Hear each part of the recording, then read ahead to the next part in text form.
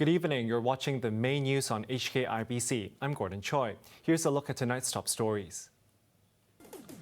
A search is launched for missing crewmen after a ship splits in two 300 kilometers from Hong Kong at the height of Typhoon Chaba.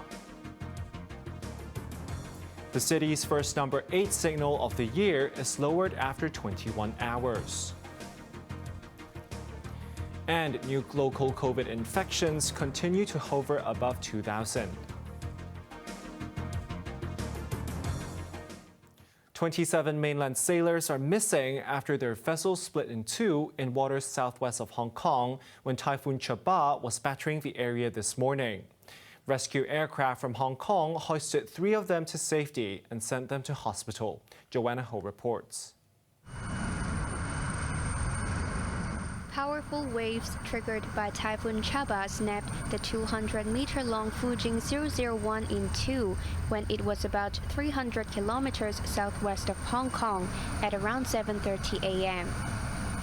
The disaster happened near the eye of the typhoon when it was moving at a speed of 144 kilometers per hour and churning 10-meter-high waves. 30 sailors abandoned the engineering vessel when it broke up. Hong Kong's Government Flying Service, or GFS, deployed a number of fixed-wing aircraft and helicopters to rescue the crew. A rescue ship from the mainland also joined in the operation. By the time the Hong Kong aircraft arrived at the scene, half of the vessel had already sunk. Officers abseiled down the helicopter to rescue the crewmen, and as of 3 p.m., 3 had been winched to safety. The survivors fear that the other crew members might have been swept away by the waves. In a social media post, the GFS said adverse weather conditions brought on by Typhoon Chaba had made the rescue operation very difficult. Controller Westwood told iCable News that metal fatigue could have led to the crack on the ship. Wu added that some structures, such as wind turbines near the accident site, made their efforts much more dangerous. Joanna Ho, HKIBC. The first number 8 storm signal of the year was replaced by the number 3 this afternoon after more than 21 hours. 3 people were injured and sent to hospital. There were 45 reports of fallen trees and 1 case of flooding. Joanna Ho has the details. Big waves crashed against the shore at Taiwanshan in Hong Kong this morning as Typhoon Chaba was near its closest to the city. But that didn't stop some daring swimmers from taking to the water.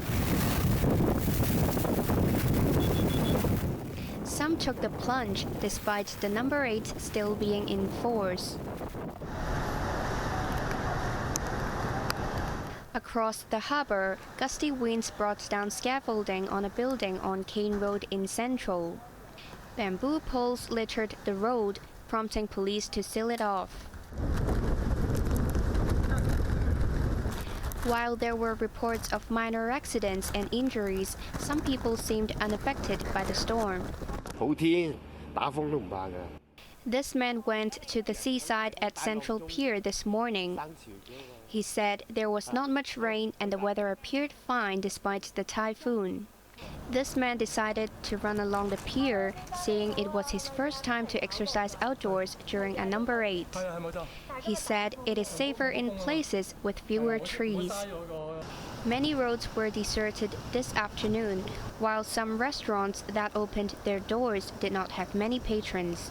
Joanna Ho, HKIBC. The typhoon forced the closure of many services, including COVID testing centers. Public transport was also severely affected, and there was bad news for culture fans. Chloe Feng reports. There was disappointment for those who were eagerly waiting for the opening of the Hong Kong Palace Museum in the West Kowloon Cultural Hub. The city's latest attraction fell victim to Typhoon Chaba. The museum, which features priceless works of art loaned from the Palace Museum in Beijing, was supposed to open its doors to the public for the first time at 10 a.m. But the number 8 storm signal dashed the hopes of art enthusiasts. However, they can use their tickets anytime during the next 180 days or visit tomorrow when the museum will open. Those who have tickets to the wetland park, which was also hit by the storm, will be able to get refunds. Chaba disrupted the public transport. KMB and New World Bus suspended most services while the number 8 was up.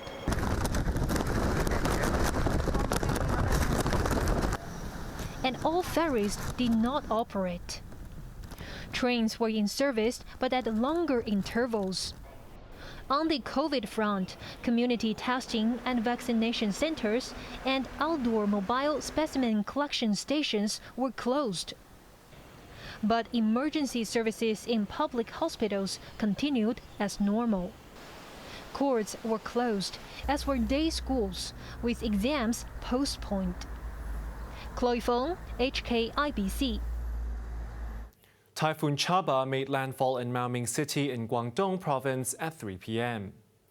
The neighboring island of Hainan raised its emergency response alert to its second highest level as the storm approached. Strong winds prompted the suspension of transport services and port operations until Monday.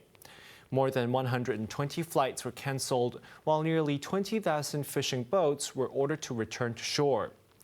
Macau raised the number 8 signal last night. Shuttle bus services on the Hong Kong-Zhuhai-Macau Bridge were suspended. Locally, about 100 people have fled from a building in Yuen Long after a fire broke out on the rooftop. Firefighters were alerted at 6 p.m. and extinguished the blaze in 15 minutes. Part of Phao Choi Street, where the building was located, was sealed off. No one was injured, but 3 people were trapped for some time before they managed to escape. COVID infections in Hong Kong stayed above 2,000 for the 4th day in a row. Turkish Airlines, meanwhile, has been barred from Hong Kong for 5 days after breaching COVID rules. Chloe Feng reports. Typhoon Chaba forced health officials to cancel their daily COVID briefing today. Instead, they issued a statement saying there were 2,227 new infections, including 143 imported cases. Although the number was slightly down from yesterday, it remained above 2,000 for the 4th straight day. The virus claimed 3 more lives, taking Hong Kong's death toll since the pandemic began to 9,405. The officials said 3 people in Castle Peak Hospital tested positive. They are 2 staff members of a male forensic psychiatric ward and a patient. 7 other patients in the same ward have been quarantined. Health officials also reported more cases related to Omicron subvariants. 2 more patients were found to have contracted the BA.5 strain, raising the number to 75. 1 more BA.2.12.1 case was detected, taking the total in the city to 599. Meanwhile, Hong Kong has banned Turkish Airlines flights from Istanbul for 5 days, starting tomorrow, for breaching circuit breaker regulations. Chloe Feng, HKIBC. The airport's 3rd runway will begin operations next Friday. The airport authority said aircraft can start landing and taking off on the runway to become accustomed to new procedures and arrangements. The center runway will be closed temporarily for reconfiguration, while other projects, including expansion work for Terminal 2, are expected to be completed in 2024. The 3rd runway, which cost $141 billion, has passed flight checks and met the requirements of Hong Kong Civil Aviation Department and the International Civil Aviation Organization. Because of a sharp drop in passengers during the pandemic, a construction charge paid by travelers will be extended until at least 2033. Overseas, a powerful earthquake has struck southern Iran, killing at least 5 people and injuring more than 50. The tremor, with a magnitude of 6.1, flattened homes in the village of Sayekosh near the Gulf Coast. Villagers said they were asleep when the quake struck. It was followed by dozens of aftershocks. Officials said search and rescue operations have ended, and the focus now is on rebuilding the village, which is 1,000 kilometers south of the capital, Tehran.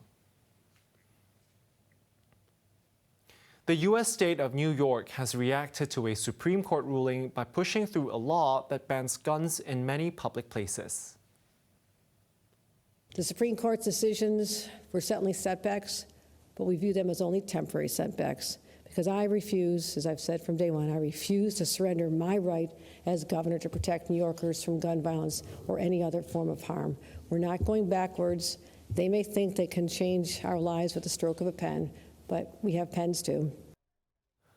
The top U.S. court, which has a majority of conservative judges, ruled last week that the Constitution gives people the right to carry weapons in public places.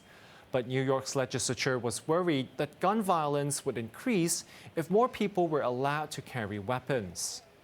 In an emergency session, state lawmakers decided to ban guns in many places, including Times Square, schools, parks, and government buildings. Thousands of people have taken to the streets of the Sudanese capital in the biggest anti-government protests in months. Civilians in Khartoum pelted military vehicles with stones in anger over the killing of 9 demonstrators on Thursday. The protesters have been demanding an end to military rule. But the generals who seized power last October are refusing to back down. Since the coup, more than 100 people, including 18 children, were killed during anti-military protests. Police in Australia are claiming success in training dogs to sniff out tech items. The program has helped to solve cases all around the country. The dogs that we currently have out there predominantly search for USBs, microchips, any form of digital media that carries memory. These dogs specifically target those items that might otherwise be missed in a search. We require the top 1% of dogs that we see through the program to succeed in this discipline. The digital storage items contain files that can help investigators identify criminals and present new evidence in cases. The dogs have so far assisted in solving dozens of crimes. They found more than 300 items in 70 operations. Specially selected dogs begin training when they are 9 weeks old, and more puppies are expected to be recruited for the scheme. Onto the weather now. A gloomy Sunday ahead with squally showers and thunderstorms at first. Seas will be rough with swells. Temperatures will range between 26 and 30 degrees. Keep your umbrella handy for most of the week.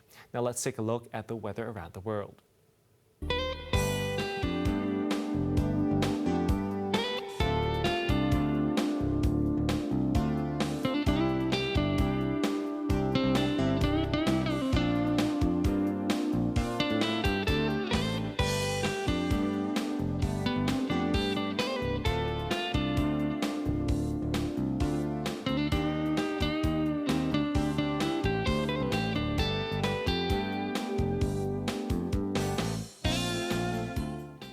That's our main news for Saturday night. Join us for more news at 11. I'm Gordon Choi. Good evening.